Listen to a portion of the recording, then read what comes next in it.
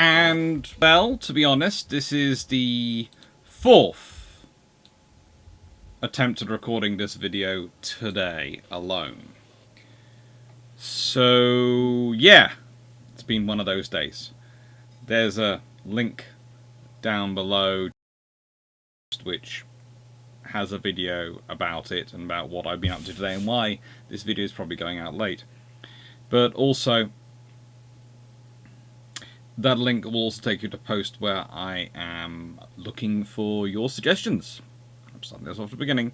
Your suggestions for two things. One, videos you would like me to do a reaction video to, I think they're called, over the Christmas period, because I always do a lot of videos over Christmas, and I thought I'd make the Wednesday videos reaction videos for the Christmas period. So there is going to be a need for roughly 8, I think.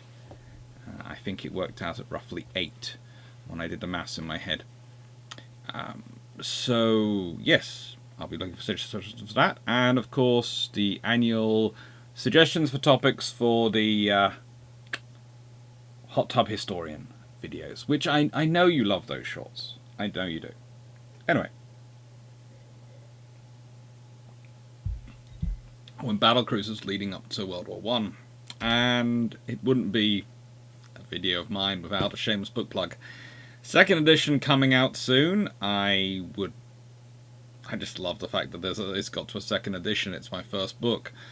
I haven't even managed to get the second book out yet, and the first book's got to a second edition.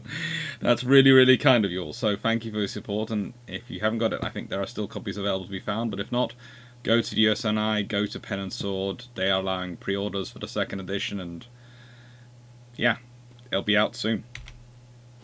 So, I thought I'd put this slide in here, because, again, I'm using slides from a video series I've done a while ago.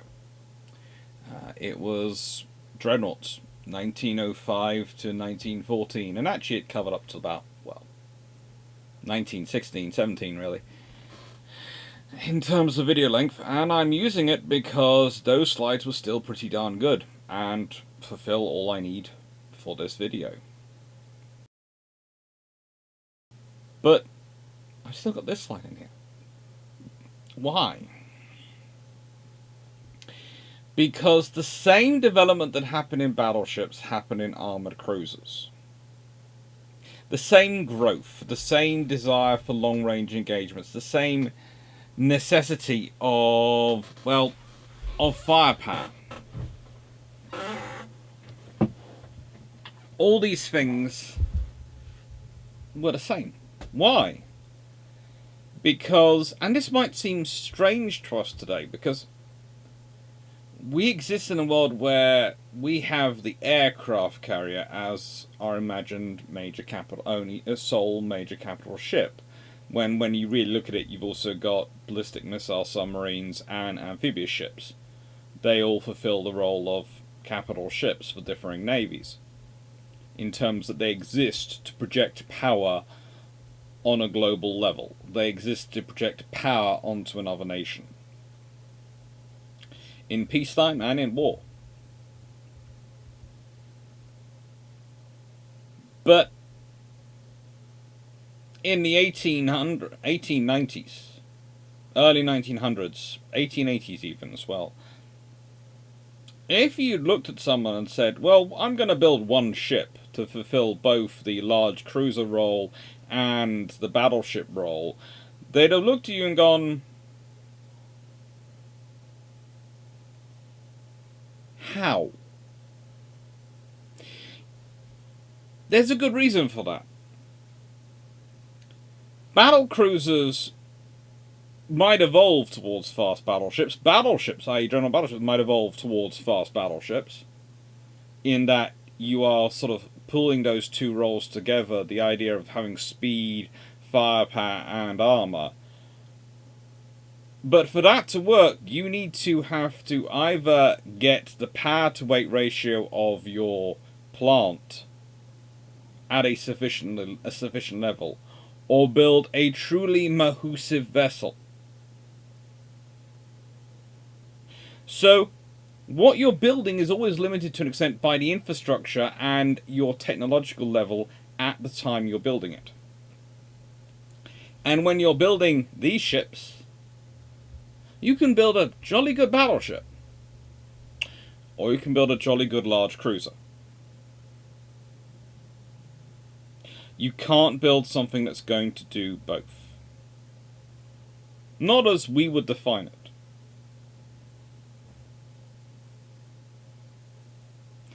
So this is where these things come in. This is the evolution we have going on. This is what we are talking about.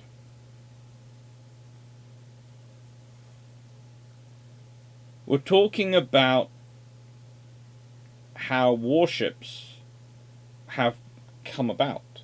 We're talking about the transition. And this is the really interesting thing, because it is a transition.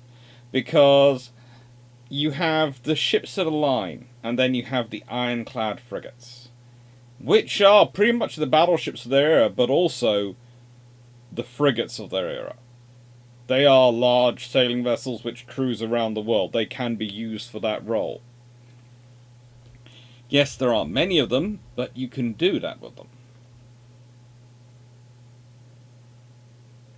But then again, that role quickly widens out once more. So instead of thinking of a mono capital ship scenario culture where there's only one style of capital ship as being the norm, think of it as a unique scenario. And it only really existed for a very short while. Because the moment you start having those vessels develop into battleships, as we would define them, and cruisers, large armoured cruisers they eventually become, as we would define them, it breaks up again. You have some big cruisers, you have some small cruisers.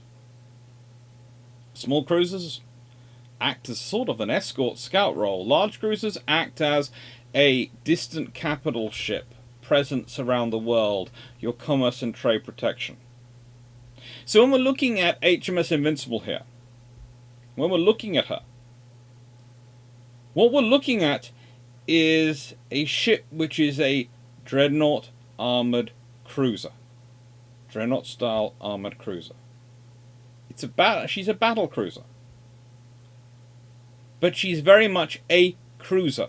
She's still a capital ship. She's still a major status unit. She is still a very useful unit. But she doesn't have the same roles as a battleship. She doesn't have the same roles as a town-class cruiser would at the time. Her role is for global presence, trade protection, trade interdiction, dealing with enemy surface raiders.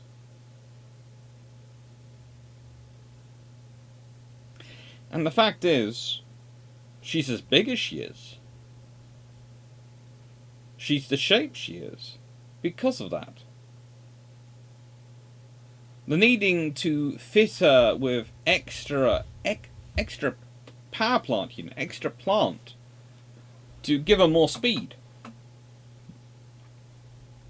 drives the shaping of her gun arrangement. I am by no means a fan of wing turrets. I will never be a fan of wing turrets. But I know why the arrangement and decisions are made with this design that they are.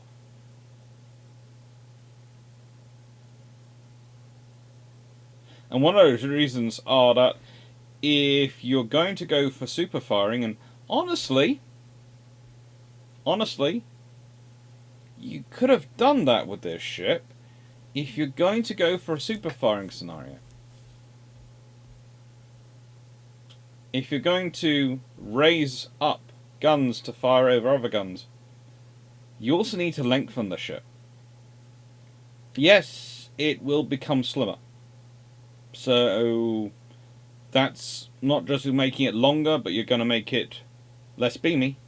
It's going to give you a really good length to beam ratio for high speed. But it's also going to affect your maneuverability. And that's still a factor when they're looking at these cruisers. It might be the largest cruisers. And they might be heading towards a level which heretofore hasn't been seen. But they're still regarded as cruisers, so they need to be able to do the cruising role. And part of that cruising role is some maneuverability for, well, hanging around places where you need to be a big presence. Which is also where the Blucher comes in, because the Blucher is an interesting vessel.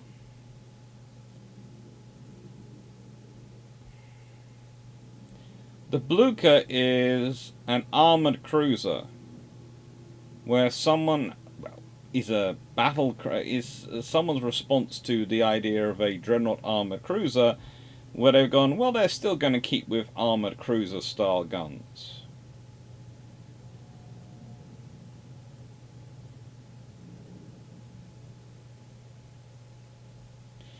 In many ways, this is actually the more sensible response for keeping things to a cruiser level.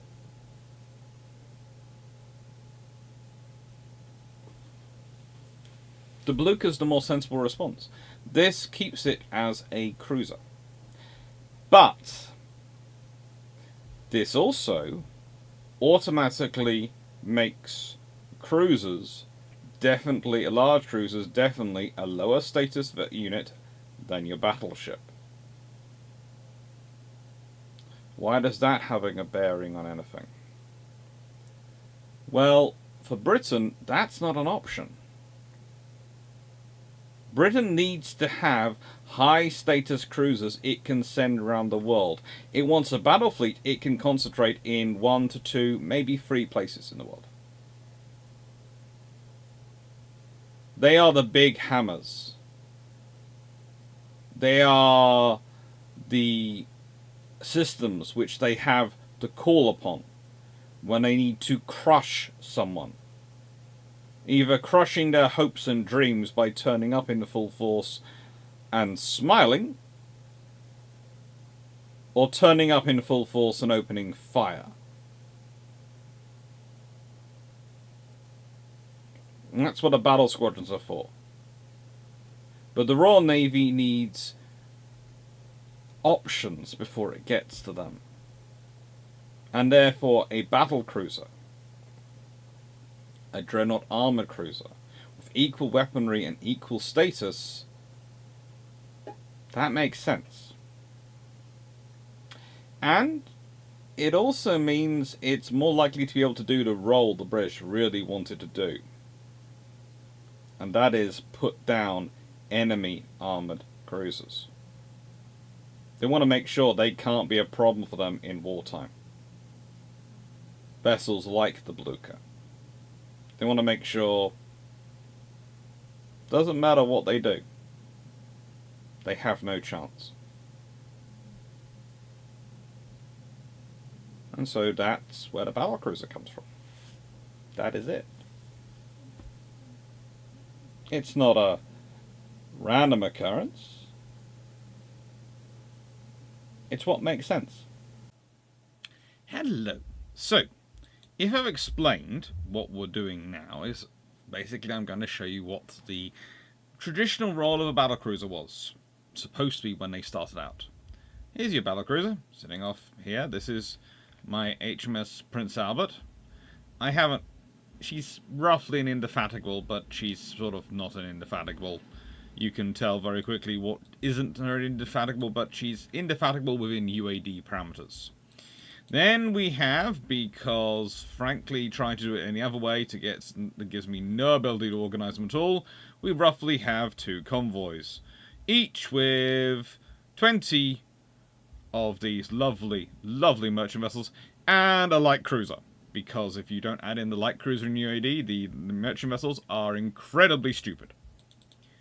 Incredibly stupid. So they're proceeding along happily. We have light cruisers organising the mess out here.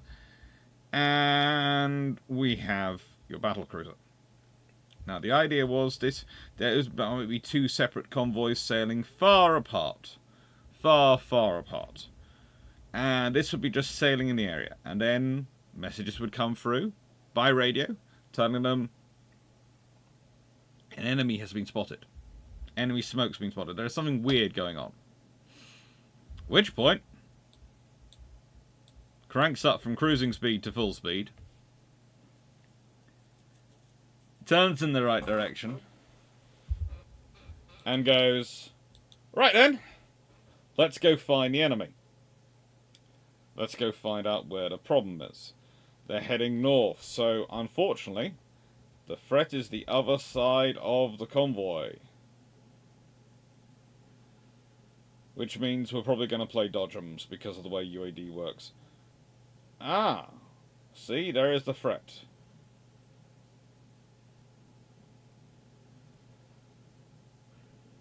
And dodgems. That would be, in real life, probably a sunk, or at least a badly damaged battlecruiser, and definitely a sunk merchant ship. You're going to head towards it. We're going to head towards it at full speed. As fast as we can go, we are going to get there.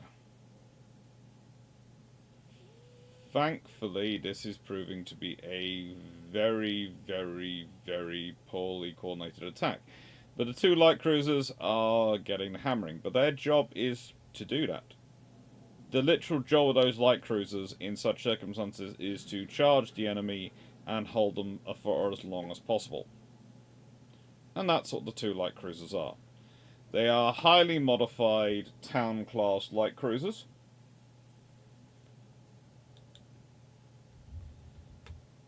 Highly modified.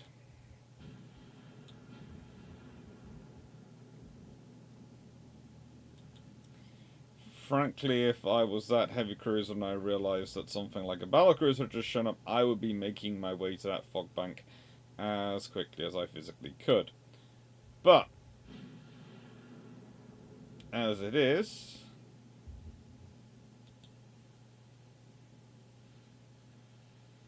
what he's instead doing is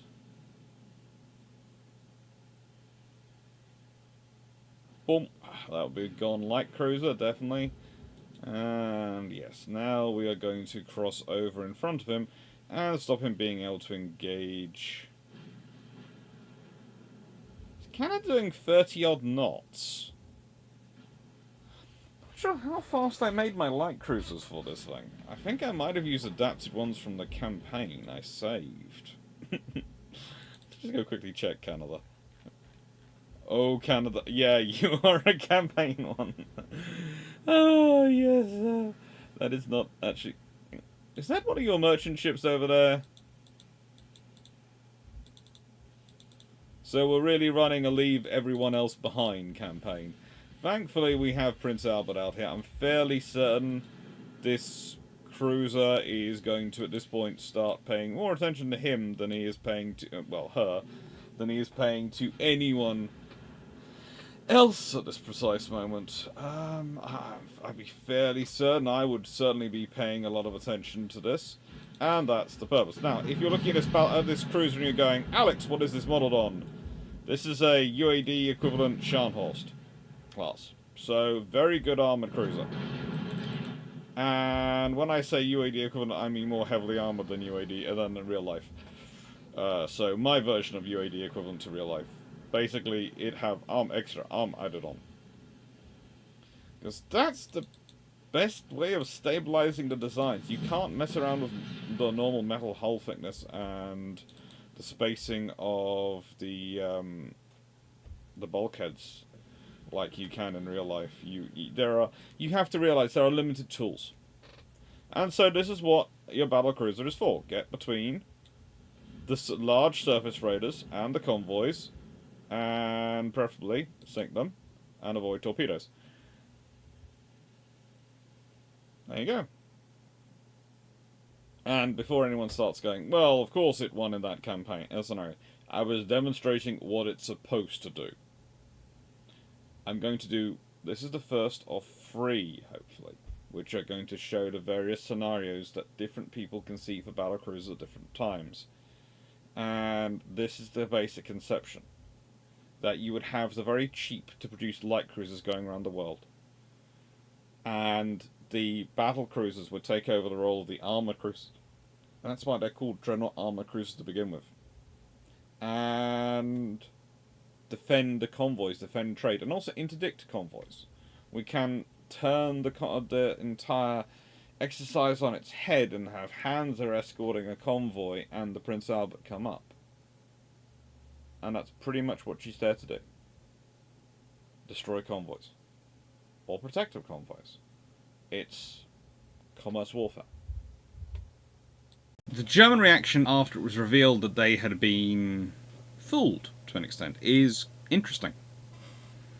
Because the Germans immediately start to look at their ships and go, oh, we have limits. We're not like Britain. We have limits. The Germans have a very different system of procurement. They have a very different system of ordering of their ships. For starters, it's all done via naval laws. And the Royal Navy really doesn't have to deal with that level of politics. They have to deal with other levels of politics, but the Royal Navy's methodology of dealing with politics is quite blunt and very painful for the government on a regular basis. We like to think of the "we want 8 and we won't wait" campaign. That was not the first campaign in the Dreadnought race that the Royal Navy waged. It was not even the second. They were very successful at various points at getting a lot of ships ordered and built, even when the government was trying to not.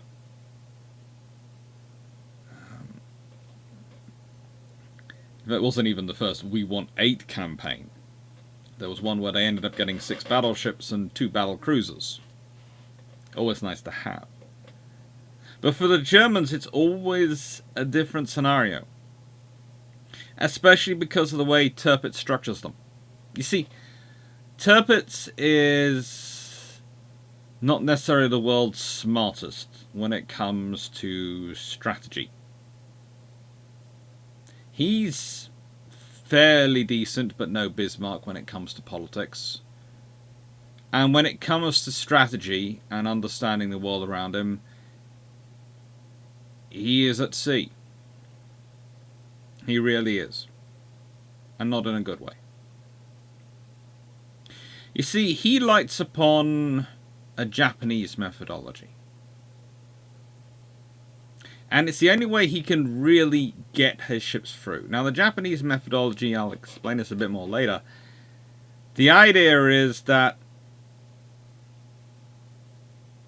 battleships, if you cannot build enough, you use your large cruisers to support them in a battle. You use those large cruisers to support those battleships in a battle. You provide a second squadron. Now, Japan and Germany have similar issues at this point. They're both in infrastructure hard places. And so, building a battle cruiser which is a little more towards the battle and a little less towards the cruiser makes sense.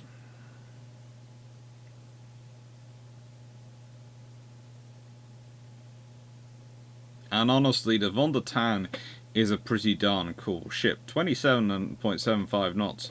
That is a fast ship. If we go back and have a look at Invincible, well, they've got a top speed of 25 knots.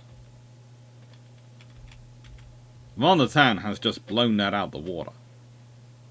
So in cruiser terms, Von der Tann is fast. However,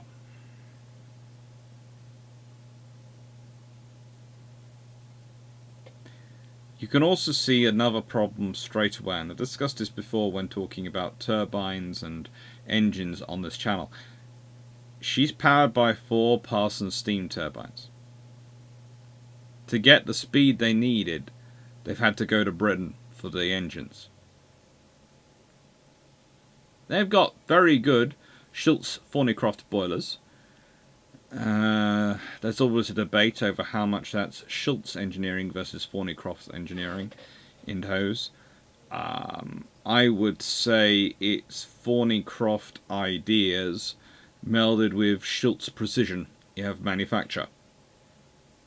Is how I tend to make the analysis in my mind when I've read the book, read the various factors. But different authors come to different conclusions, and honestly, whenever you're dealing with a combination like that, there's going to be differing conclusions.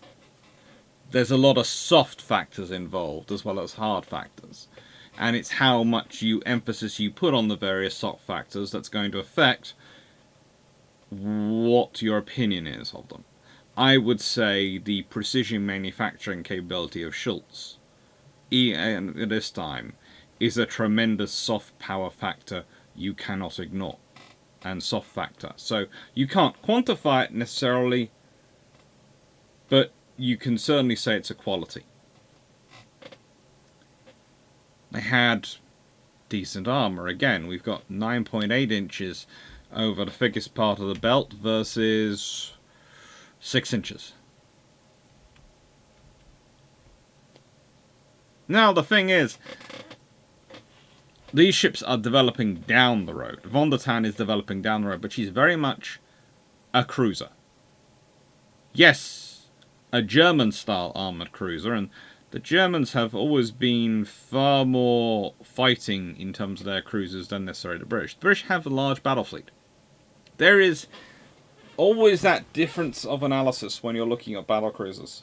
And people compare them and they go, well, you know, stats-wise, this one matches in greater than that one.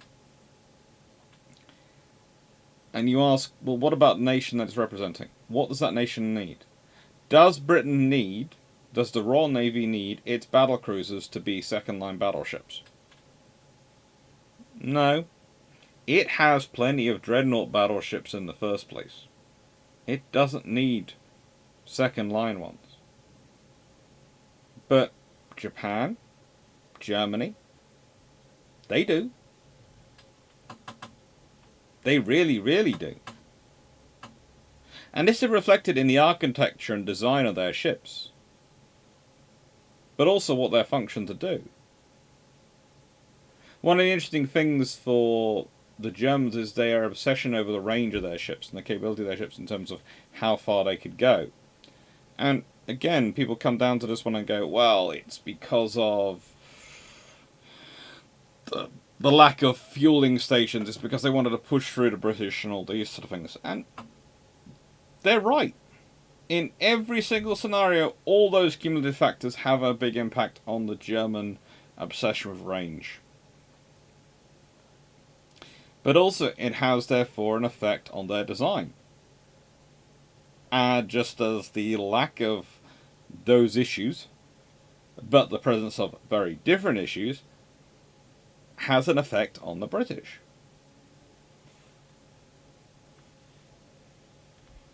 Now, the Invincible class.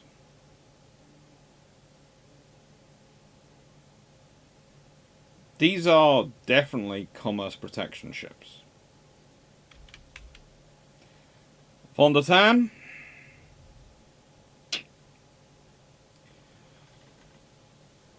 She is starting down the road of battlecruisers becoming more. Much more. Moltke class. There are 2 ships here, and this is where things get really interesting. Why?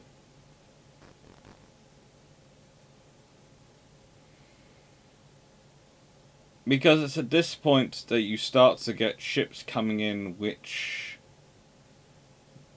most definitely are things which are going to go looking for fights. Now, I like the Moltke class. I don't like their wing turrets, but I don't like those. But you might have noticed there's a sort of theme appearing in that all these ships have a similar layout going on. They all have offset wing turrets. Theoretical capacity for firing across ship. Wouldn't actually want to do that with any of them. Yes, they might be using 11-inch 45s in the case of Von der Tann, 11-inch 50s in the case of Moltke, but you can, in theory, fire them across your ship, so you can, in theory, have an 8-gun broadside from your 4 turrets. You're going to wreck your ship, but in a battle, you probably accept that. In peacetime, you're probably not going to practice it. Good way to wreck your ship, for no necessary gain.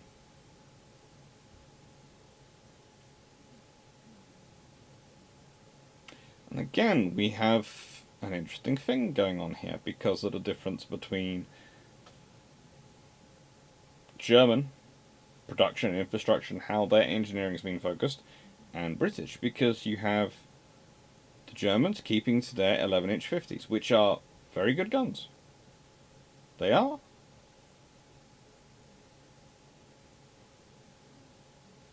And they can afford to keep to that, because their target at the moment is Britain. And Britain has a 12-inch gun. And the 11-inch 50 and the 12-inch guns, let's be honest, it's half a dozen one, 6 the other. It's what you emphasize is your preference in a gun characteristic is going to make you pick between them. They are similar enough.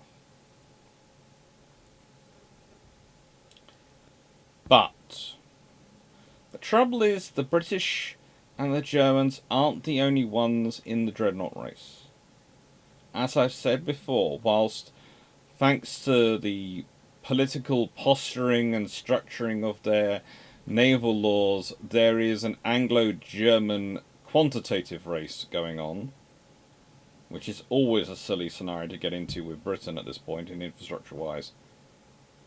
There is a global qualitative race in terms of Dreadnought and Battlecruiser construction going on. And this can really be seen once you start to consider the Indefatigable class. Because whilst the first of them is ordered in 1909, launched in 1909, HMS New Zealand and HMS Australia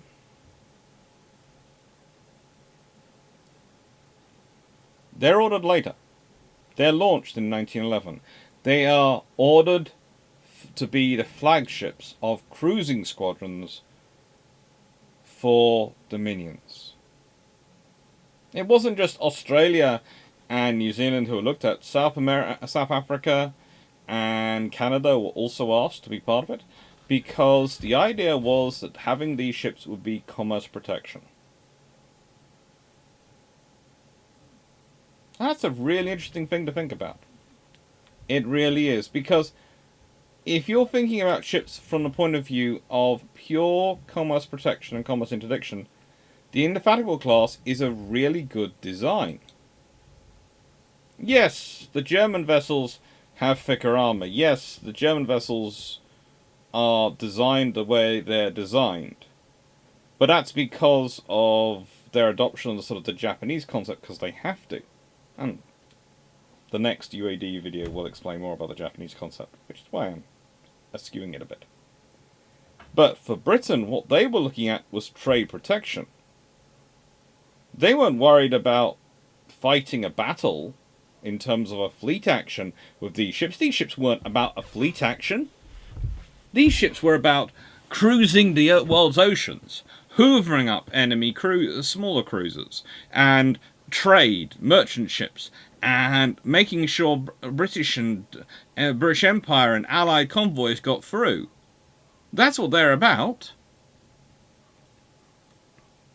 So yeah, being able to cruise at 10 knots, that's fine. That's most merchant ships at that time covered by that. Top speed of 25.8 knots. That's fine again.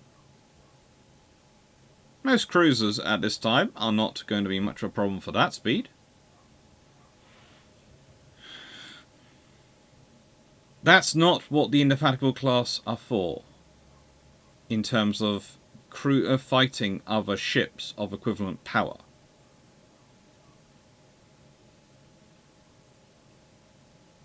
They are a sledgehammer with the armour of a walnut being sent to break peanuts. That is their duty. That is their role. So let me repeat that one just in case people weren't sure. A sledgehammer with the armour of a walnut being sent to beat up peanuts. Yes.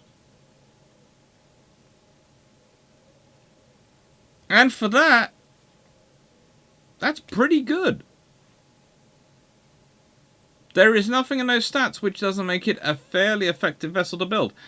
The Royal Navy, Britain, could churn out a huge number of these. Look at their displacement, their cost. It all comes in at a perfectly balanced price point for Britain to really just go flump.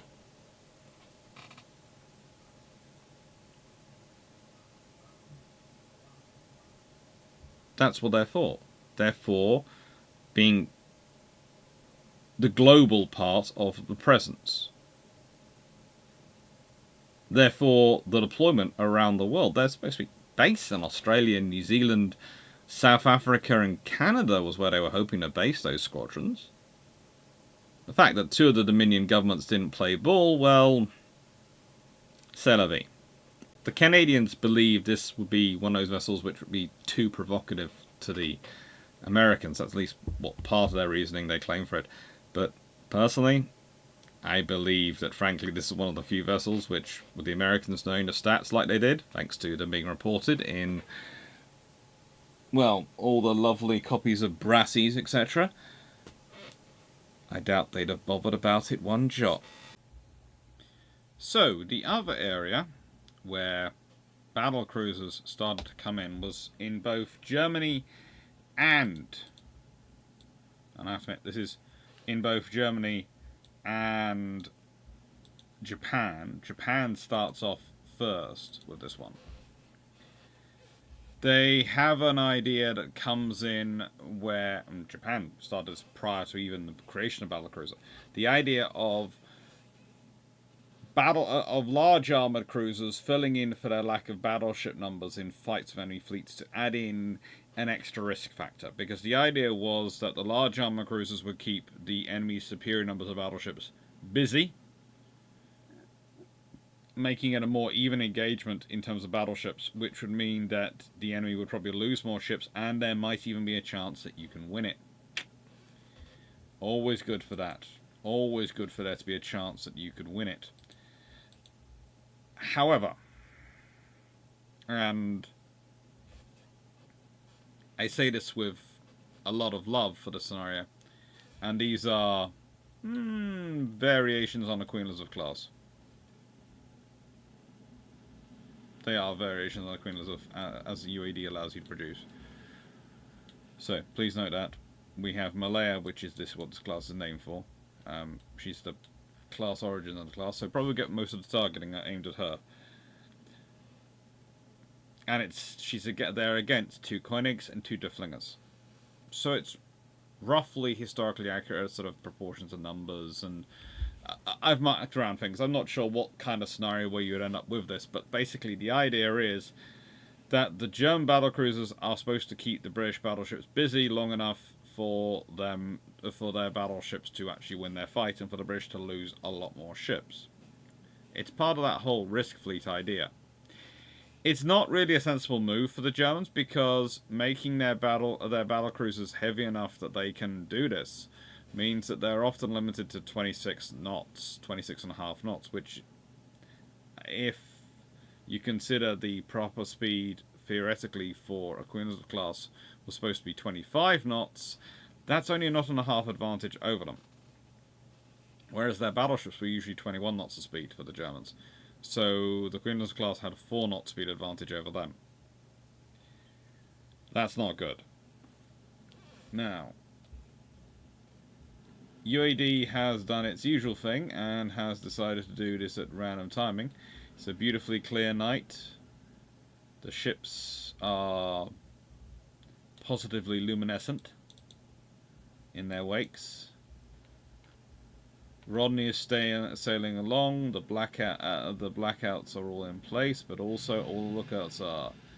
And apparently, the enemy have managed to spot and engage at pretty much that's got to be going on for maximum range. No, it's not maximum range. It's very close range. This is not good for anyone. The Germans have their usual 12-inch guns, and very good 12-inch guns they did produce. Again, that's one of the things that often comes up in this sort of scenario, is people going, yes, the German 12-inch gun was equivalent to whatever. It's a very good gun, and it's certainly the best gun the Germans could produce at the time, but it's a feature of the fact that the Germans are facing their naval race versus literally one power. They are focusing on the Royal Navy.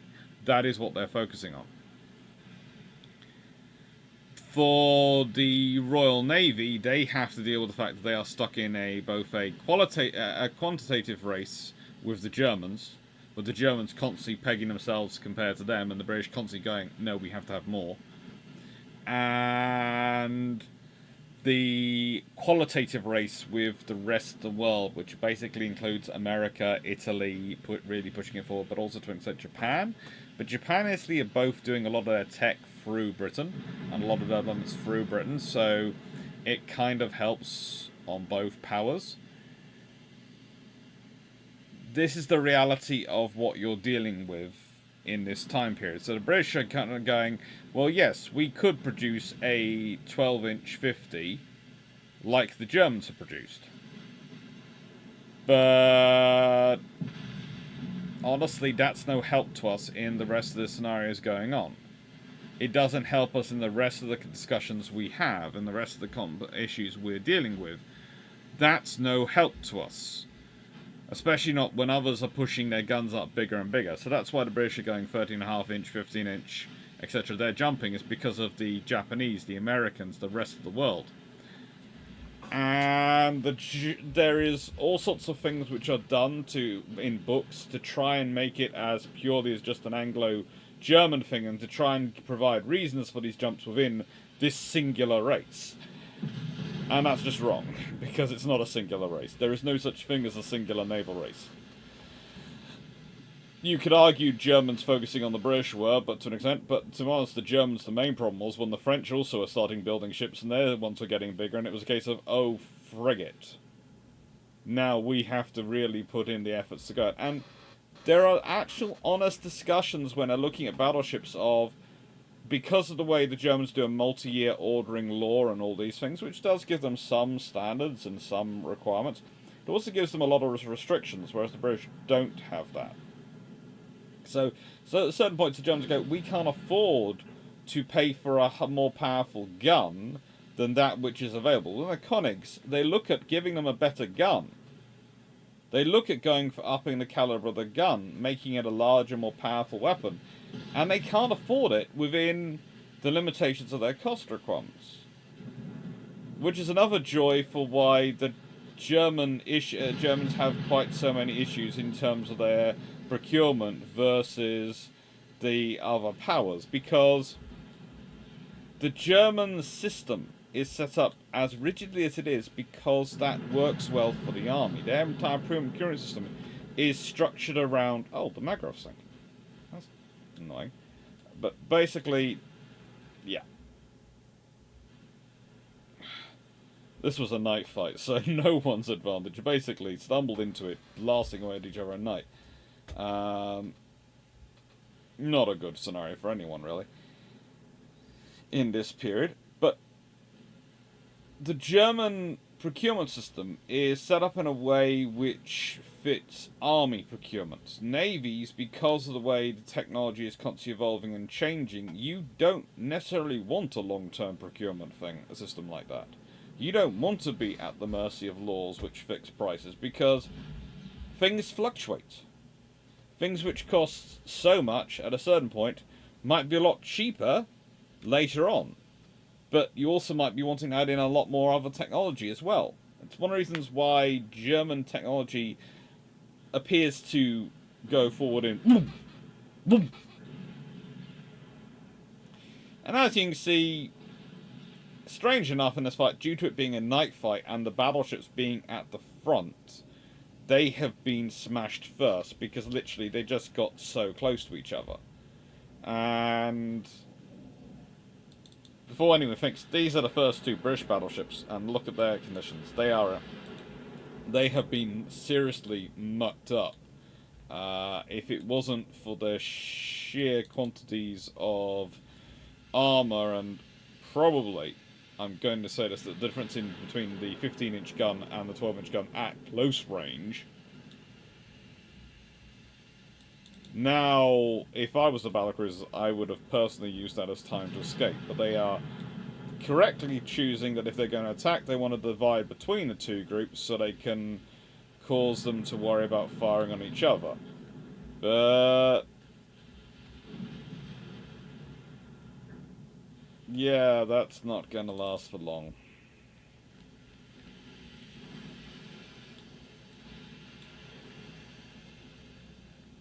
And this is ultimately the problem for you if you're relying on your battlecruisers to do.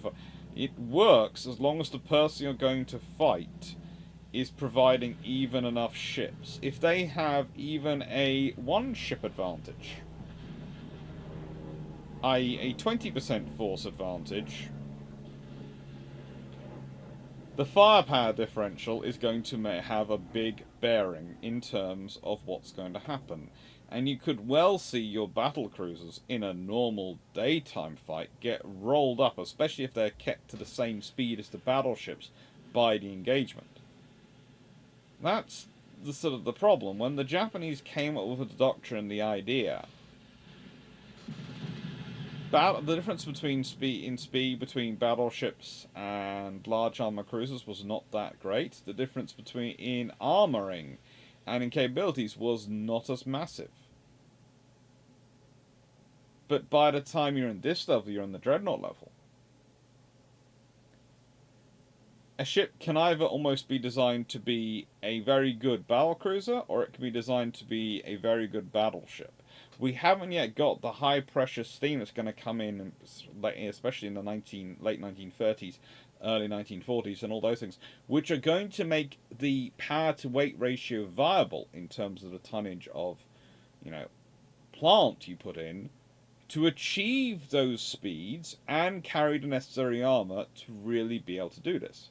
Because really, the idea of a ship which can do both roles is fast enough to do the battle cruising role, the large cruiser role, and is well armoured enough and has enough firepower to do the battle line role.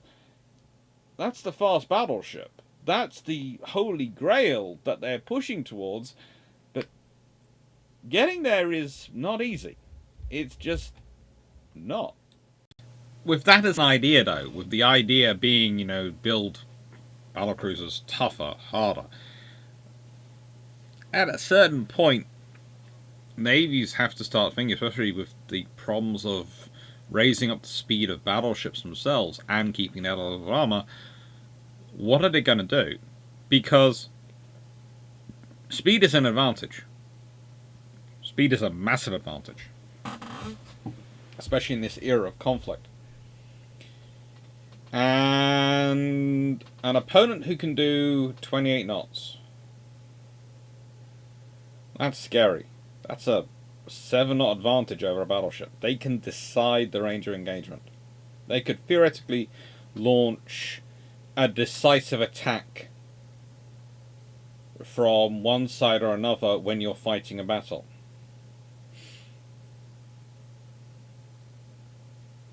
What do you do? How do you respond?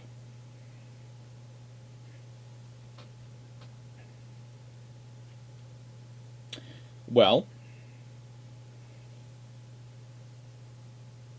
at the time, as I've already mentioned, you have a choice in terms of your technology. You can build a very large cruiser, or you can build a battleship.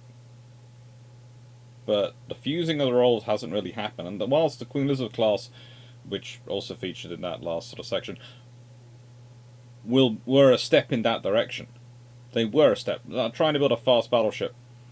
If it had been a 28-knot battleship, if they managed to put in enough oil boilers, Maybe they're going small tube boilers, and they put in enough of them, and they managed to get them to 28 knots. That would have been a very scary thing. But that's a few years hence, when we're talking about now. Britain needed to respond in this period, because who knew when war would come, but also who knew when the technology would evolve that would allow you to do that. Because technology it's not a constant development. Yes, when you take it out on an aggregate chart and you're looking at it, it looks like sort of that sort of curve. Trouble is, you're not sure where on that curve you really are, where you think you should be, whether you're at the turning point of the curve, or you're further up, or you don't know. You don't know where you are. So you have to spike off the technology and produce the best you can response at the time you can. Lion class are built at the same time as the Indefatigable.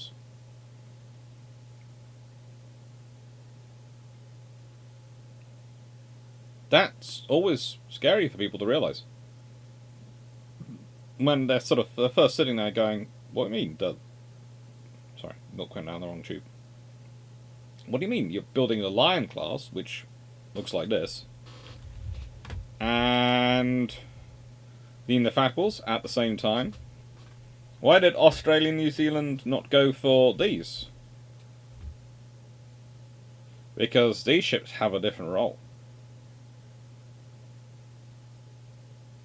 They do. They're still able to do the commerce protection and commerce raiding role. They're very capable of doing that, but these,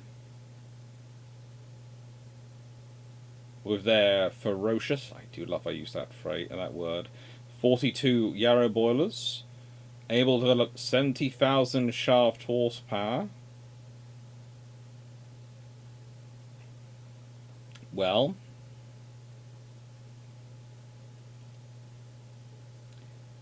that gives them a lot of advantages. That gives them a speed capability that frankly makes a lot of sense.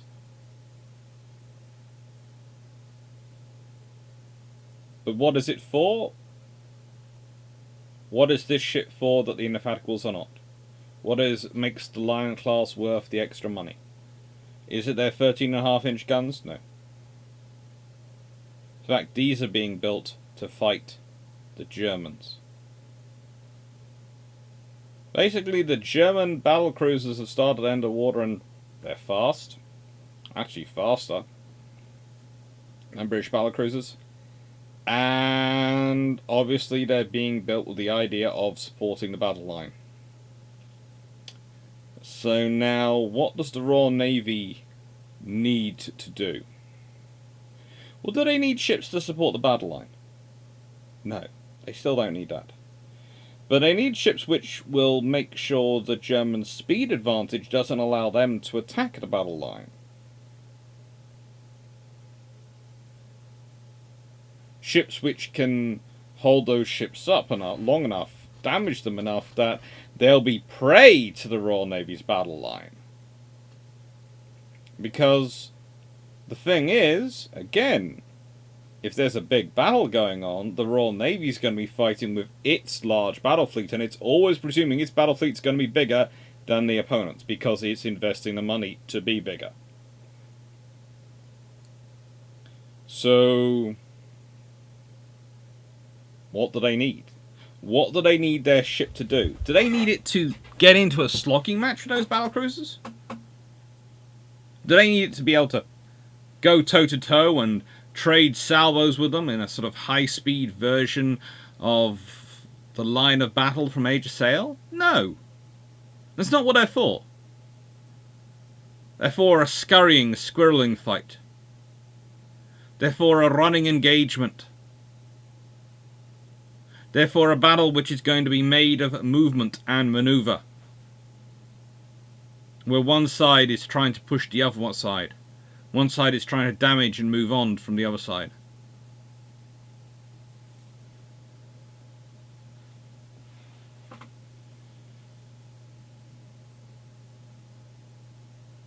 These are not...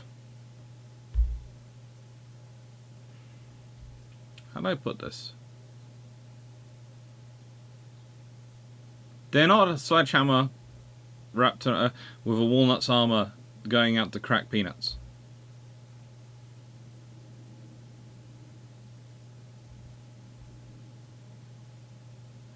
These are sledgehammers with, trying to think of something slightly better, aluminium armor.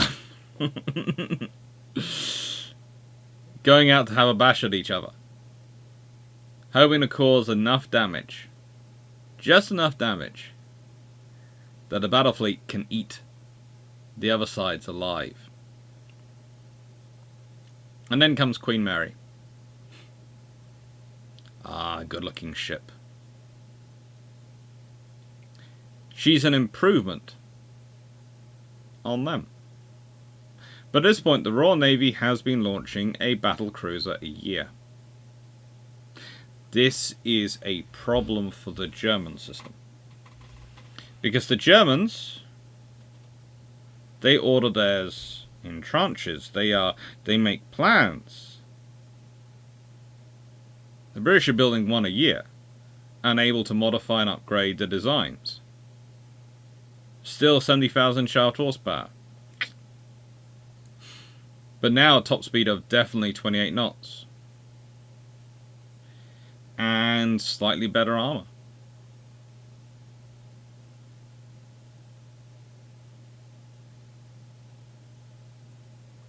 A well-armed, well-proportioned ship. I always find the free stack arrangement interesting. Especially when you consider the different shapings of the funnels. Because really, the Queen Mary is a really, really cool example of the differing philosophies of funnel technologies at the time. And how they're trying to get the best they can out of them. But again, this is something that the Royal Navy are doing because of what they need. And that's the interesting thing when you look into battlecruisers. Whether it's battlecruiser, 2 words, as they certainly do start off. Battlecruiser hyphenated, as it becomes, and certain people, for example, Peter Smith here with HMS Renown, would argue they never leave. Or battlecruiser, 1 word. Doesn't matter where on the spectrum of ships you are talking about, of capital ships, and that's what I've been trying to sort of building up to. This is capital ship spectrum from dreadnought, heavy battleship, fast battleship, battlecruiser, 1 word, battlecruiser, 2 words. Battlecruiser hyphenated is probably somewhere in the middle if you were going to be pushing around that one. If you wanted to make it a 5-stage system. And that would add more scope into it, but also add another layer of complexity, because it's debating between what's battlecruiser, 2 words, battlecruiser hyphenated, or battlecruiser hyphenated to battlecruiser singular. It's all a level of subdivision of the ship. It's all level of how it's built. Is it built more cruiser framing style or battleship framing style? You have to take this all into account when you're looking at these ships, when cruisers, and what they're for, what they're for. Because in peacetime, let's be honest, Queen and the Lions, what are they for in the terms of Royal Navy terms? They're for showing when the Royal Navy shows up, rather than the Royal Navy. The Indefatigables, they're the Royal Navy. They're the broader Navy. They are this whole organisation of dominions and allies who are part of the broader Royal Navy. And that they are. That's what they provide. But when these ships show up, They are the Royal Navy, underlined, underscored, emphasized, all in bold and caps. Again, it has a level for warfighting, but it also has a level for peacetime, for deterrence, for their role. Indefatigables and the like are made to be the big ships on station. Queen Mary, the Lions to an extent, and Tiger who comes after her, they're built to be the big ships of the world.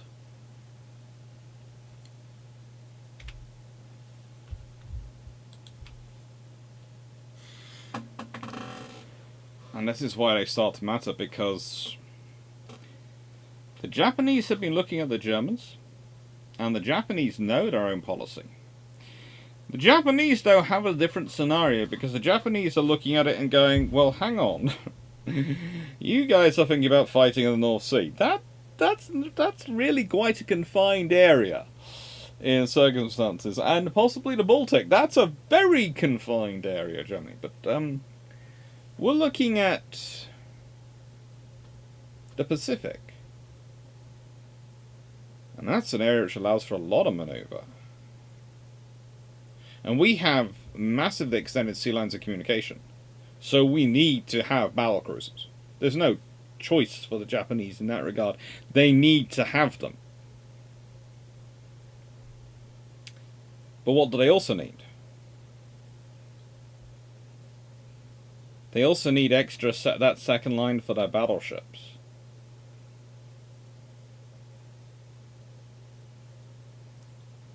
And this is reflected in the subdivision and construction of the Congo class. Yes, they're battlecruisers. But that is always more battlecruiser single word than battlecruiser two words, or even battlecruiser hyphenated. And honestly, as time goes on, especially with some of the subdivision fitted into them during the interwar years, and with some of their rebuilds, one ship particular, I feel edges over the line to being probably closer to fast battleship than battlecruiser on that spectrum. Again, it's a judgment call because it's on a spectrum. So it's like sort of, you go right and say, here's your battleship, here's your fast battleship, here's your battle cruiser. And if I use my nose as example, the Congos start off, and it's the battle cruiser, start off about here, and I would argue one of them gets to about here, which means it's now far closer to the fast battleship than it is to the battle cruiser, because no ship ever built was ever the perfect epitome of any one of these categories. They're all, to a lesser extent or greater. To an extent, we could go for the ultimate battle cruiser, two words being probably the Invincibles. We could probably go back to them, and then the Infatigables probably fit firmly in that category. Very firmly in that category. And we could go for the ultimate, just the battleship. You're probably looking at HMS Dreadnought herself, and quite a few of the vessels which come afterwards, but I would say from World War II, in terms of designs not built, I would go for the Montana class. Because, yeah, they're slow, but they're frigging blocks of armour. In terms of the interwar unbuilt ships, it's the end phrase. If they've been built, it would be a case of, yeah, we can outrun it. But it's going to keep coming, and eventually we're going to run out of fuel, and it's going to still be coming. Why are we eventually going to run out of fuel? Because we're either going to run out of fuel or ocean to run away from it, because it's just going to keep coming. But that's all in the future. That's all things to be considered in terms of the abstract aggregate of it all. What we're talking about in terms of the Congo classes, we're talking about ships which are built to provide the Japanese with a reconnaissance force, a force which can interdict trade, but also can provide that level of an armoured juggernaut to provide a flying wing of their battle line and to support their battleships. Now here is where things start to get interesting, because the German battlecruisers start to get slower at this point. Why? Because the Germans are considering more and more about their ability and emphasis on fighting other battlecruisers, but also supporting the battle line.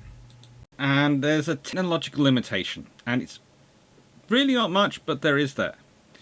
And you see, you have this triangle of armor, speed, and firepower. Okay? And battleships, well, they tend to hang out roughly in the center of that triangle, slightly heading slightly down to the armor and firepower direction.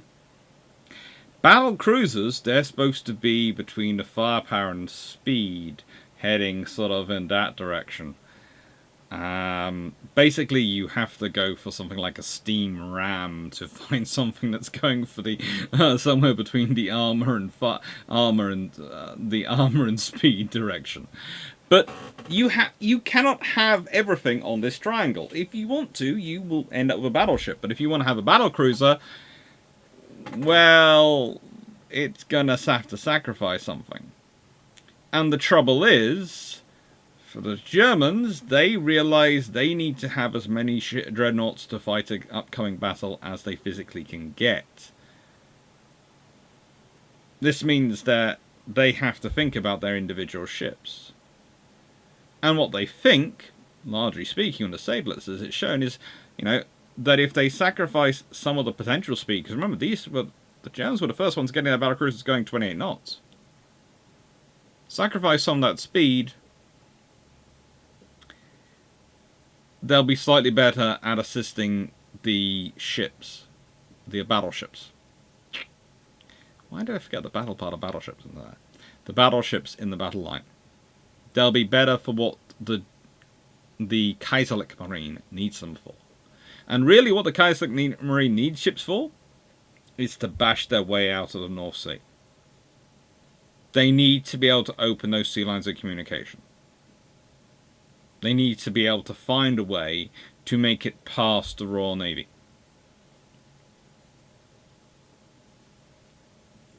And one of the most advanced,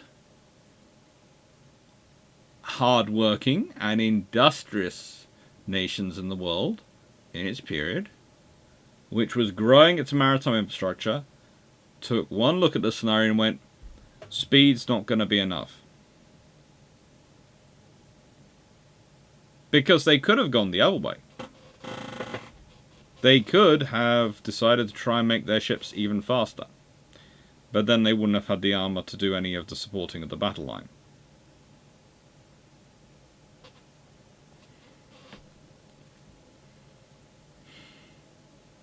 Good looking ship though.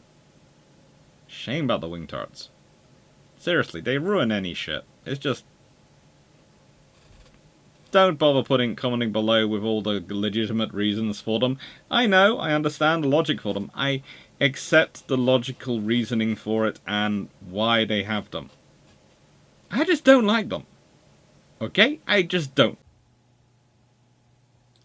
One of the strange quirks of history is that whilst we often imagine these sort of battleship on battleship 1v1 fights to, test things out, they're far less likely to occur than a 1v1 in terms of battle cruisers, because they were supposed to be out solo, doing trade protection, wandering around the world.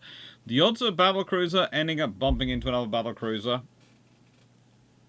is relatively high. Which is why at a certain point, the competition that they are being built against becomes other battle cruisers. And these ships are both modelled off designs which do fit that sort of mould. We have the Deflinger, which was in many ways the best of the German pre-WWI World War One balanced designs, and HMS Tiger. They're the two I've used as a model for this one. And this is the other scenario.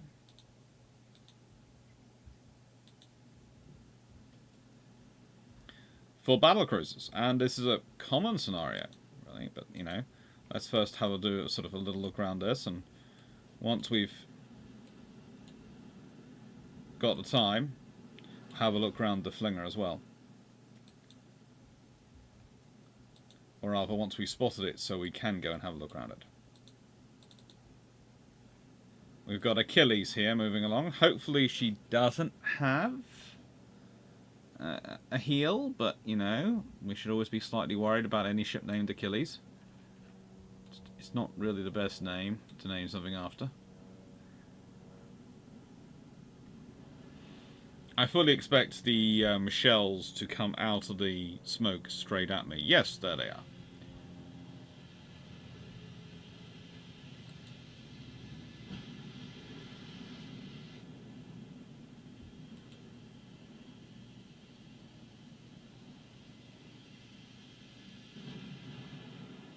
And I'm doing completely not what they're doing. So, this is my deflinger. Looks fairly decent, I feel. Fairly good, fairly accurate. She is overweight by a hefty margin and is more heavily armoured. But that's because I built her originally for the battleship contest earlier, and I didn't want to have just the battleships just walk over them. I basically went, right then, I'm going to add extra armor because the way UAD works sometimes, it makes things interesting.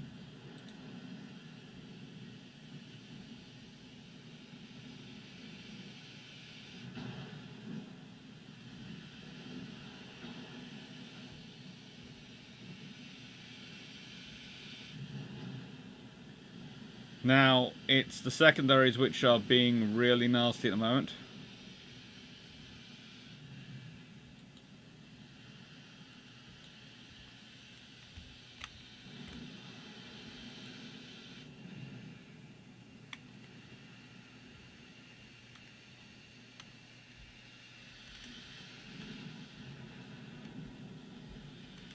I have so... Why is it spun round? Why is it E to go that way and Q to go that way? That's just confusing me. Why is this the keyboard done that? I will sort that out in a bit. I have to say, I've run this about 3 times, and every time I've had a different result, including twice they've both managed to sink each other.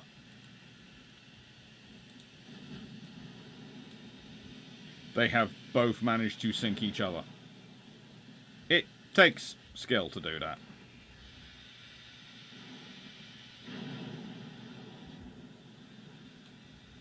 Extensive fire on Achilles. Sunk Achilles.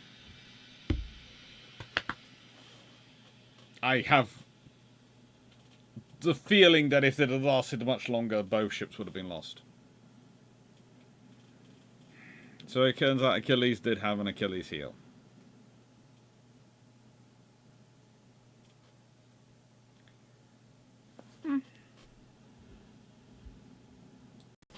The deflectors. Now, these are really good ships. Really, really good ships. And Seydlitz, which follows them. They're good vessels. But again, they are 26.5 knots.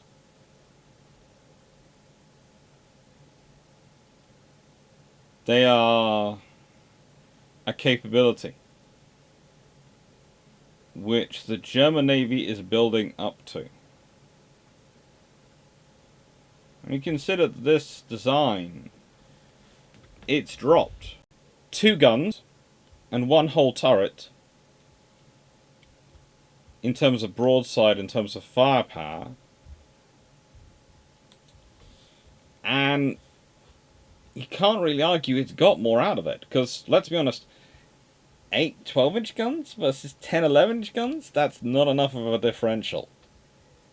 And yeah, they've got slightly better armor, but now what you're doing to create the Der Flingers is you're making a more survivable ship in terms of its armor and its weaponry, well, in terms of its armor and its firepower layout, you can say, but it's now sacrificed firepower and speed for armor. You're trying to make a fast battleship, but you're approaching from the battlecruiser direction. In many ways, to my mind, the Der Flingers are more of a system approaching what the Queen Elizabeths are than Bayern is. In fact, I always think the Bayern is more like the R-Class. Because she's a battleship for the battle line. Yes, she has 15-inch guns. But yes, our opinion, the R-Class is coloured by World War II, not by the reality of the value they were in World War I, where their appearance, their presence at Jutland would have been just as valuable, extra ones of those, as extra Queen Elizabeths. In fact, more so, because extra R's would have been with Jellicoe, definitely, whereas extra Queens would probably have been just covering Beatty and trying to keep him alive. And, ugh. So, yeah. The Der Flinger has 8 oil-fired and 14 coal-fired boilers.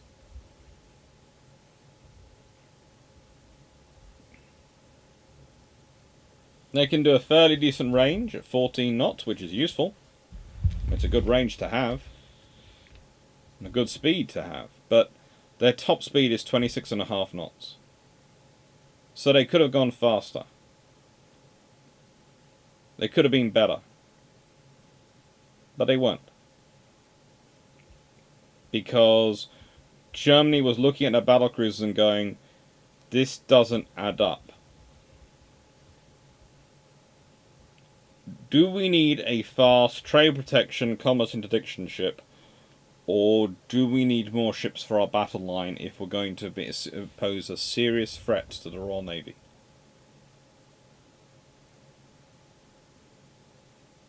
And the problem for them is the answer from the Royal Navy came in two directions. They had the fast battlecruisers, which had the speed advantage. And then they had the Queen Elizabeth class battleships. And those, if they mean 25-knot ships, were still, even 24 knots, was still scary enough that, frankly, this didn't have the speed or the firepower to keep up with them. And I'm not talking about in terms of a maneuvering sense. I'm talking in terms of fighting a battle with them.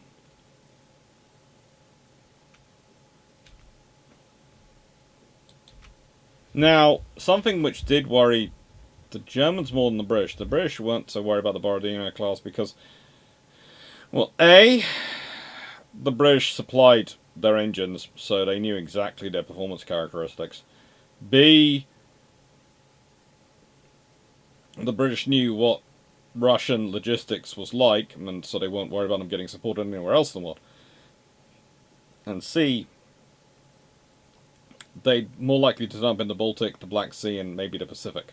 In which case, in the Pacific, they could be facing the Congos, and frankly, the Royal Navy had no doubts that the Imperial Japanese Navy would happily start cracking those walnuts with their Congos.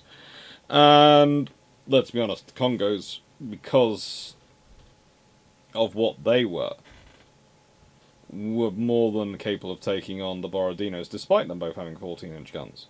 Would have been an interesting battle from that perspective. Two sets of 14-inch gun battlecruisers versus each other. One with 12 guns, one with 8. One with barely their armour, one with some actual armour. On paper, the 12 14-inch guns are a pretty scary combination. But let's be honest, the power which really has to worry about them is Germany. Especially with 26.5 knot top speed. Because again, you can sit there and make the case you want to make about, oh, the 12-inch 50 or the 11-inch 50 is a really good gun, and it is. And an 11-inch 50 versus a British 12-inch, I would say, as I've said before, half a dozen one, 6 the other. It depends what you value. I'd say 12-inch 50 versus a 13.5-inch gun. I'm not really following with you, but I know you're going to argue it anyway.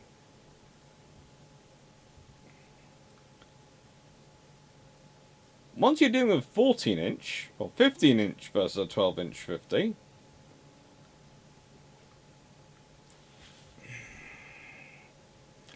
you have a problem. You can cause a lot of damage, but they can cause even more. And both your answers for this problem is to try and not get hit. And that's not going to work out for one of you. And it's going to be bad. That's putting a battle down to luck.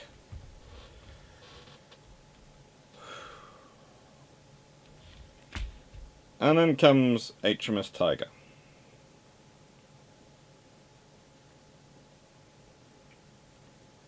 An interesting vessel. A really, really interesting vessel. And not as much of a historic anomaly as sometimes I do fear. Because she is a progression of Lion class of Queen Mary to Tiger.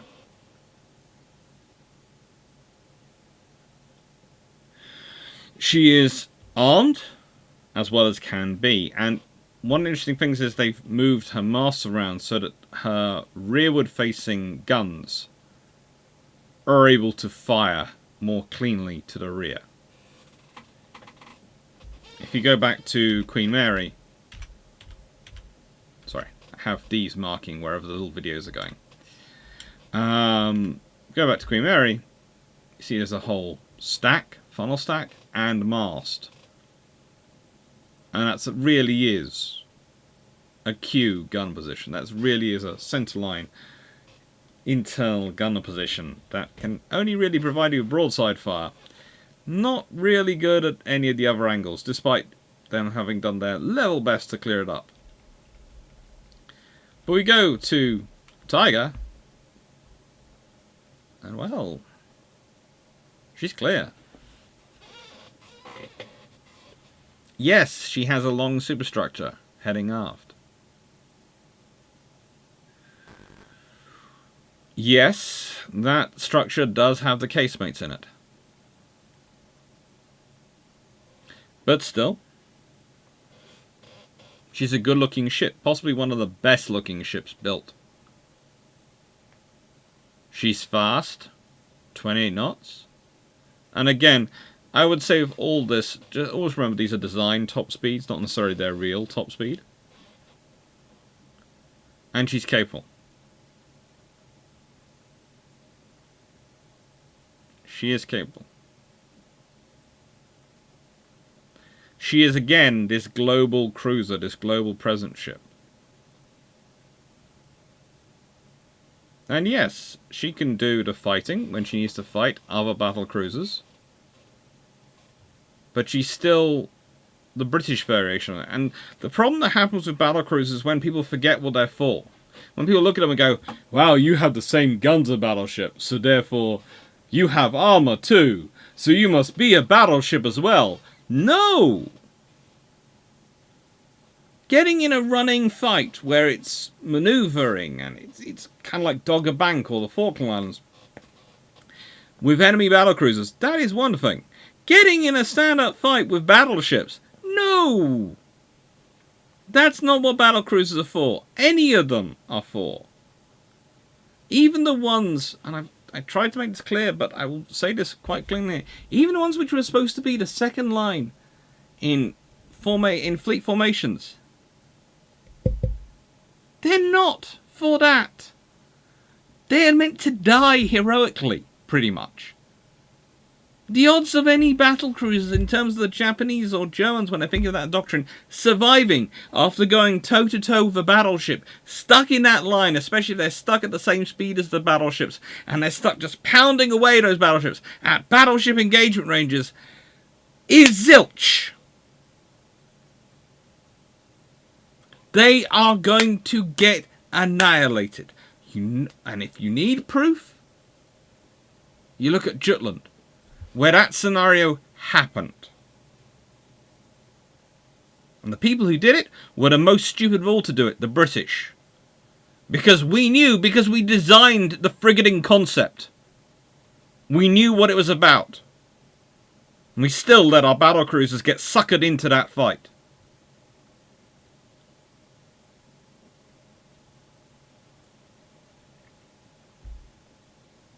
It should have been pulled off. They had no reason, no need to be where they were, other than seeking glory, other than people wanting to maximize their firepower advantage.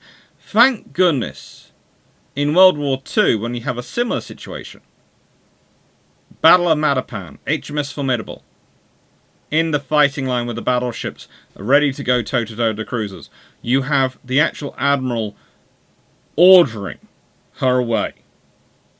Himself when he needs to, because they're not listening. They still fire their guns, and yes, it's something we laugh about. Yes, an armored carrier. Yeah, got involved in a fight. Yeah, they're not supposed to.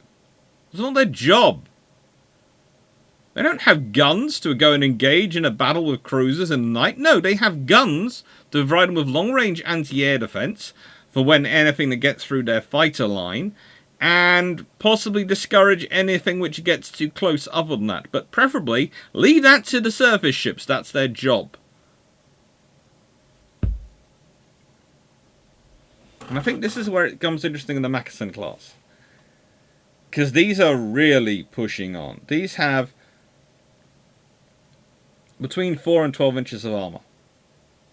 Definitely very much into battleship levels. For the time, contemporary battleships. They have 8 13.8-inch guns in 4 twin turrets. So their guns have been upgraded. They have a top speed of 28 knots. And a range of 8,000 nautical miles at 14 knots. One of their hulls is in that picture.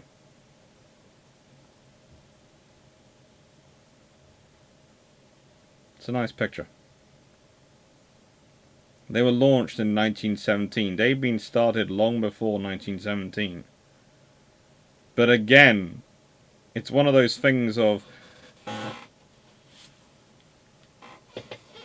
infrastructure. And battlecruisers are a product in many ways of infrastructure. Because if you don't have it, you can't support them. And they need to be able to go worldwide in the case of Britain. So you need to be able to support them worldwide.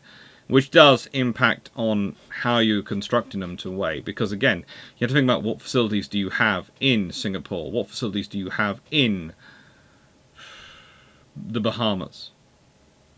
What facilities do you have in Alexandria, in Malta, in Gibraltar, in Falkland Islands, in Cape Town, in Bombay, in Madras? Anywhere in the world they could be. What facilities do you have?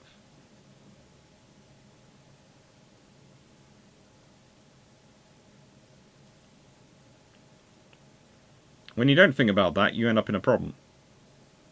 For the Germans, producing any ships in World War I was a massive issue due to the huge shortages, not just of personnel to construct them, but personnel to crew them, and all levels of industry. All levels of industry. Because they're called up to the army, which is the first corps in resources. At the same time, Britain does keep building them. Why? Because its infrastructure level in the shipbuilding starts from up here. German starts from down here. So when you reduce Britain by 50%, they go down to here. When you reduce Germany's by 50%, they're down to here.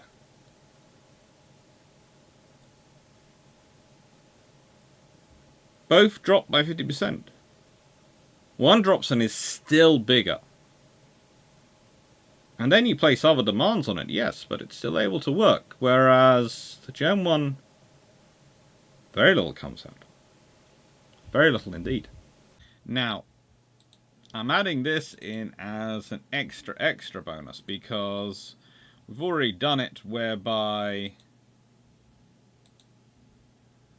Achilles on her own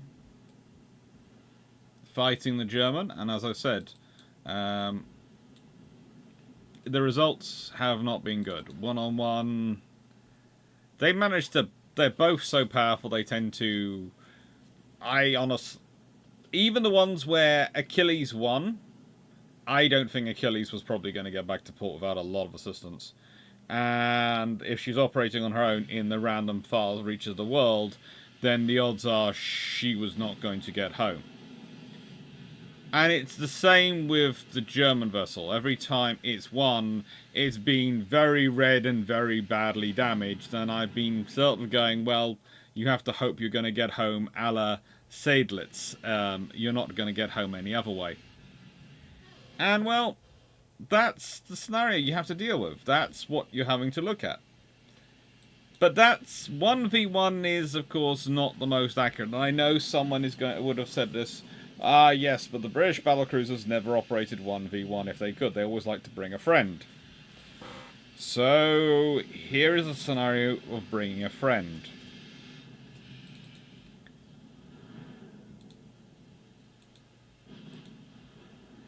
And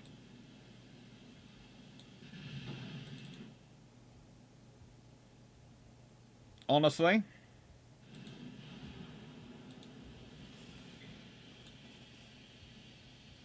it's going to work out much as you probably expect after having seen the earlier fight. Even in this sort of the lovely, we have got fog scenario, we can barely see our opponent.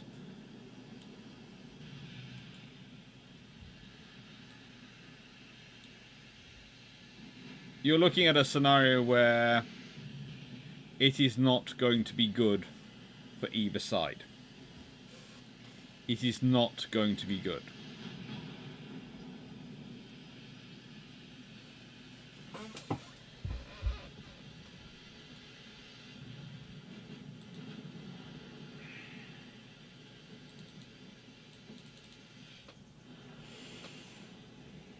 In fact, I am pretty certain they lose a ship.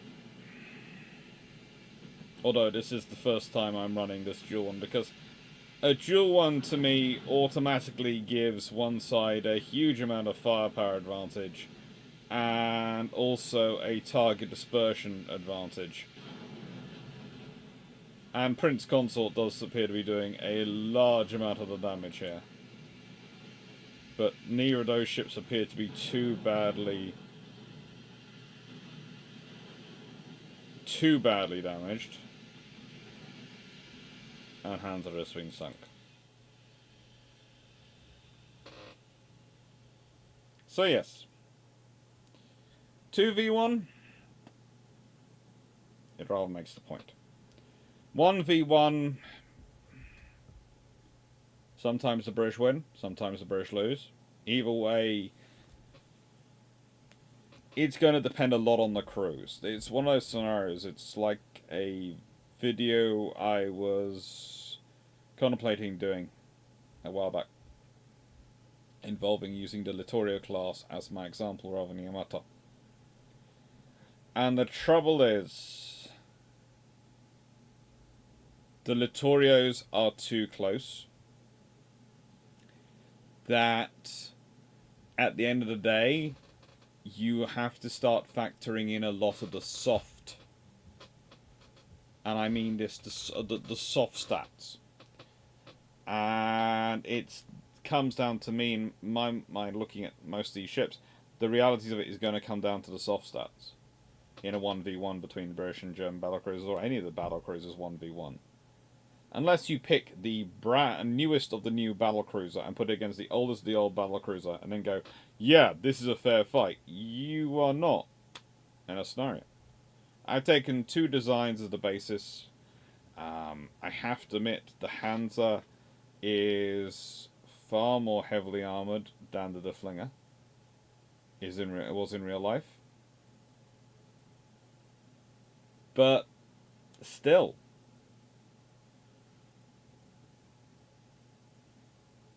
it's 50-50, takes all.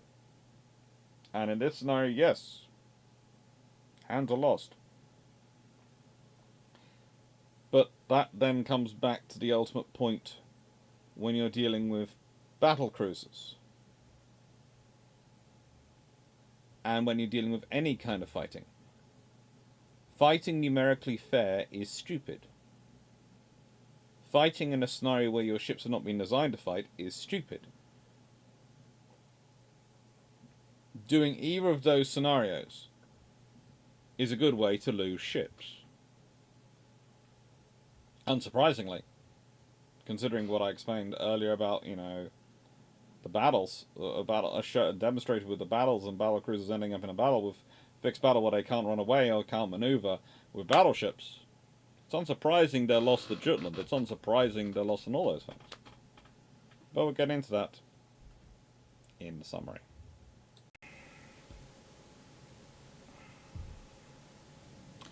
Battlecruisers. I never thought when I started a YouTube channel it would be the topic which would get me into the most trouble. It regularly does, though.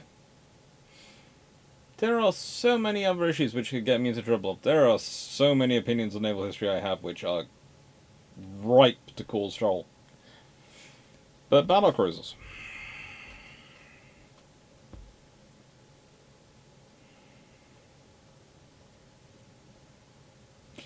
This, to me, sums up most the differing philosophies of battlecruisers. This is an excerpt from a picture which pretty much has the entirety of the German battlecruiser force in there. I think Goeben is the only vessel missing,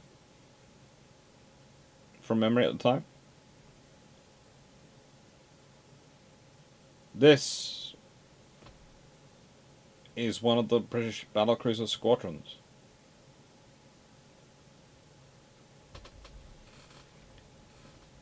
The British didn't have a squadron of battlecruisers, they had squadrons.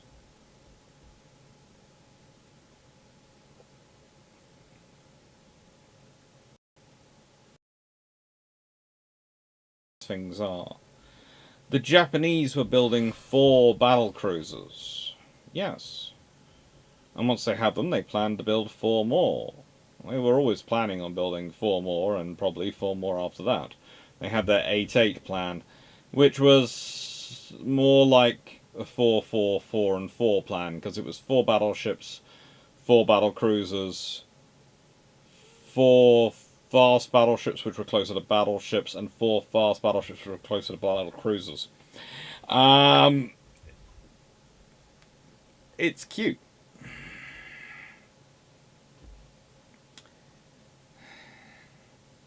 It is cute. The ideas of what a battlecruiser was for prior to World War I was very different to what it became for during World War I, but also different to what it was conceived of at the end of World War I. When you're looking at the Admiral class and the G3s, yes, they have more armour. The G3s compared to an Invincible class couldn't be more different. You can make a good solid case for them being a fast battleship. It's not the reality, they are battlecruisers. But you can make a good solid case for them being fast battleships. They are certainly another step along the path towards what could eventually be a fast battleship. It's like, again, if we're looking at the small tube boiler version of the Queen Elizabeth class, and we call that a fast battleship, if it had come into service when they were launched and when they were built, yeah, that would have been a fast battleship because of the context and technology of it at the time. And this is another issue when it comes to battlecruisers, because everything has to be put in the context of the technology available at the time. Why is the G3 not a fast battleship, but Queen Elizabeth with small tube boilers is? G3's faster. G3 has equivalent armor. It's division within the design. She's got closer to cruiser style divisioning than battleship style honeycombing. But yeah, step along that path. The fast battleship is not a ignored concept in World War I in this period. It's not.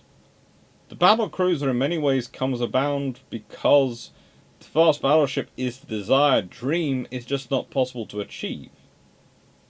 You can build a ship which can stand up to the pounding of a battle and carry on fighting until it require more than one hit to be in fatal trouble. Or you can build a ship which has the speed necessary to do the cruising mission around the world. It's your choice. But that's your limitations at that time.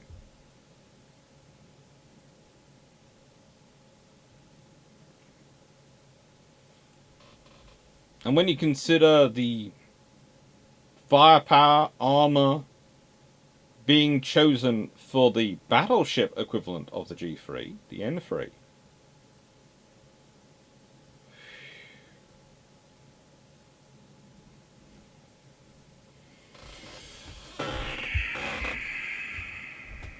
it really, really rams home the fact that G3 is a battlecruiser. And it really rams home also the lessons which have been learnt from World War I.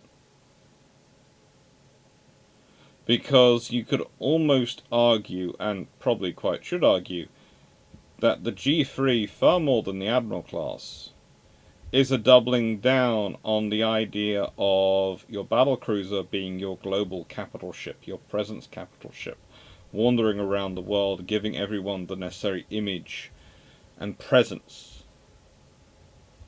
and being the big thing you turn up with on occasion, rather than the big thing you turn up with to finalize things one way or the other. Because that's what a battleship's for. As I started off this video by discussing, the battleship squadrons have a core point for the Royal Navy. When they're deployed, they're either deployed to make a very, very, very big point diplomatically, or in terms of firepower, they're going to make a big point. You could put that another way. You could say they're either going to make a big point in terms of human geography or physical geography. They're either going to reshape the landscape in terms of redrawing human borders, or reshape the landscape in terms of removing hills. But that's being facetious.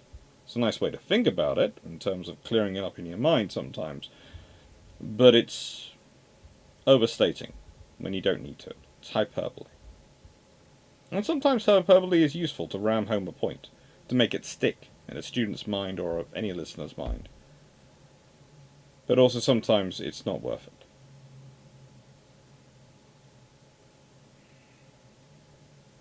What I've got coming up next week, and I swear it'll be in time, is what cannon is right for this ship. Oh, that's a random video.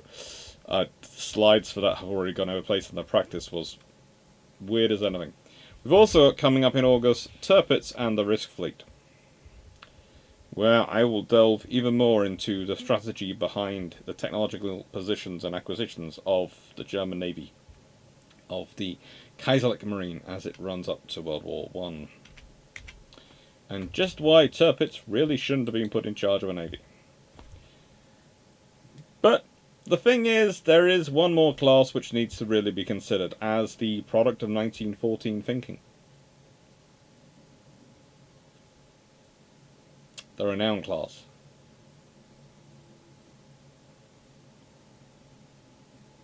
A belt 3 to 6 inches thick.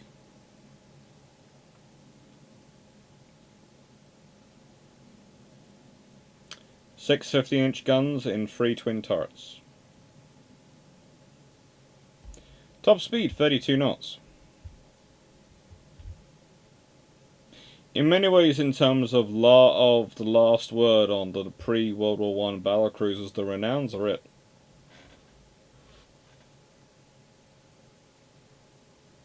We've talked before about how speed gives you an advantage. You know, you need 2 knots allows you to pace a ship. 3 knots allows you to dictate range. 4 knots the speed advantage. That allows you to run rings around them. Literally.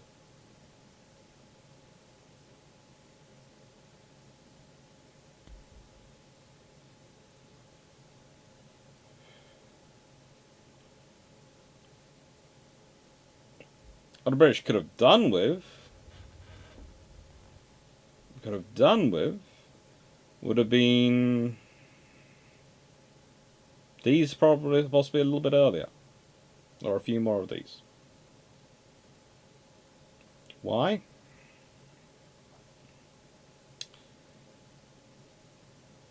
Because Britain had a lot of problems to mop up in World War I. One of the problems Britain had was building ships and getting distracted by building ships, well, having to be distracted to build ships to match and deal with the German capabilities in terms of battlecruisers. Meant they didn't have enough of the battlecruisers they really needed. Because the government never wants to spend money. The governments never want to spend money. That's another thing which is always worthwhile realising in the run-up to World War I and the naval race. The British government, for very little extra spending, could have absolutely swamped the Germans several times over in that naval race. I mean, they could have started out by swamping them by just building more than Dreadnought from the beginning. They could have started out by ordering, I don't know, a squadron of Dreadnoughts. 8 of them. Building an entire battle squadron. That doesn't seem at all sensible. But they could have done that. They decided not to see if it worked, and you can say that's sensible. But if Britain had built 8 immediately, just imagine the world's reaction.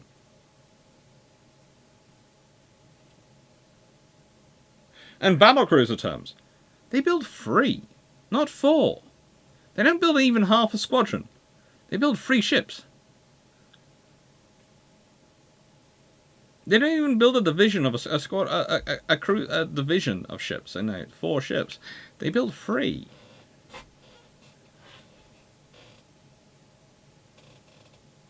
The whole way through, battlecruisers are compromises. They're necessary compromises because you can't do everything you want to do and need a capital ship for with a battleship. But defining a battlecruiser as something to do what I need a capital ship to do, but which a battleship can't do, doesn't really give you much of a definition. So then you can start off with the early battlecruisers, which have the trade protection role. Oh. Yay, that's a role. It's a good one, but you need a lot of them for that. And then after a while you start to think, well, hang on. Maybe I need more than this. Maybe this is not enough. Maybe it's not.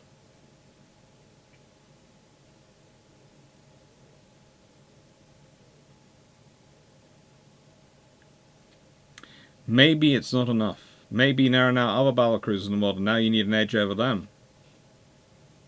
And so now you have to start compromising on your ability to build the quantity you need to wander around the world in order to build the quality you need to fight their equivalents when they arrive. And then you realise that others aren't building their quality for the same reasons you're building. You're building your ships as trade protection vessels. They're building their ships as second-line battleships. Or a battlecruiser spin on a second-line battleship, which is probably the worst of both worlds. If it actually ends up being a second-line battleship, we'll leave that to one side. That's not good. That's very much not good.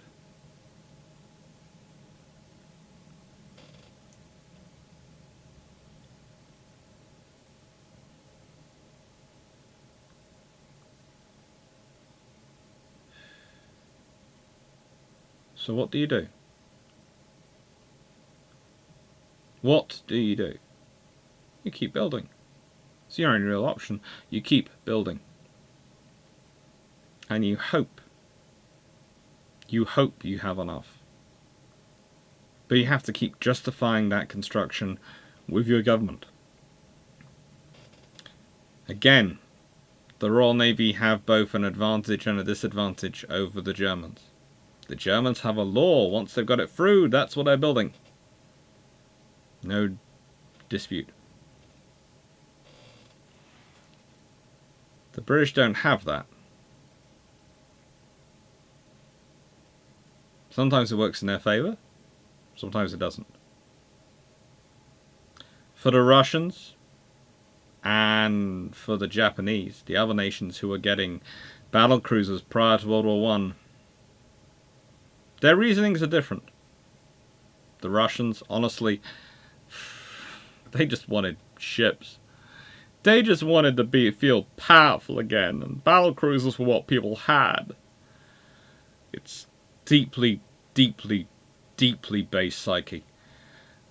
For the Japanese, they need the trade protection capabilities of a large cruiser, of the battlecruiser, but they can't afford to have a ship costing that much, being that big and requiring that much in terms of resources, and not have it also fulfill some battle role.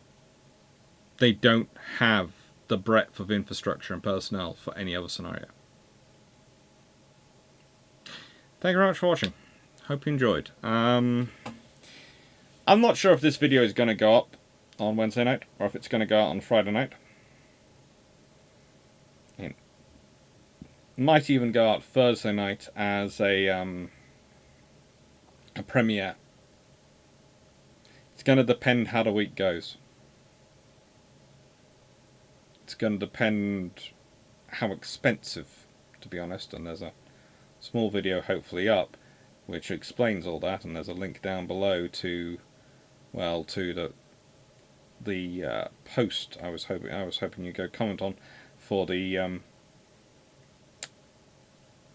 response videos and the suggestion of topics for Hot Tub Historian.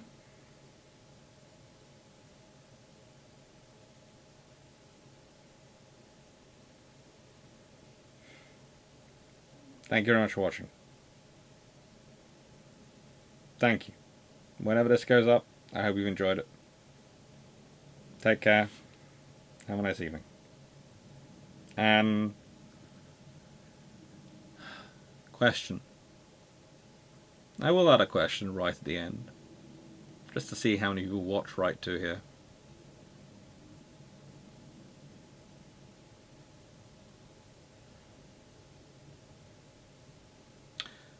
The question is this. When he found out that superfiring actually was a viable system for turrets, and it was after he'd ordered the Invincibles, Fisher proclaimed he'd wished he'd gone it, and gone that route. However, there's a small problem. He always wanted, because of the Battle of Lissa and the demonstration of needed guns firing forward, he wanted to have enough guns to fire forward to provide two ranging salvos. Ranging salvo at the time was supposed to have 3 guns, 3 shells. So for that you need 6. So he'd either would have had to go for wing turrets because, Or he'd have the triple stack turrets, which I don't think they could had the technology available to be able to do. Or he'd have to go for triple turrets. Leaving Dreadnought the same. But remembering how he wants to build the Invincibles to be world dominating.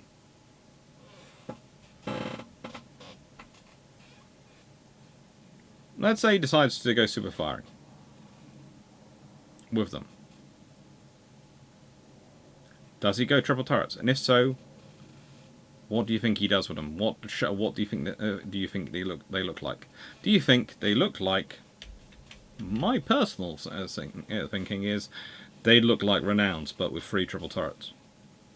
Because then they'd have a 9-gun broadside, which would make him happy. But they'd have 6 to fire forward, and they'd have 3 to cover rear. Which would also make him happy for the cruiser roll. I'd love to hear what you think. Thank you very much for watching, and take care.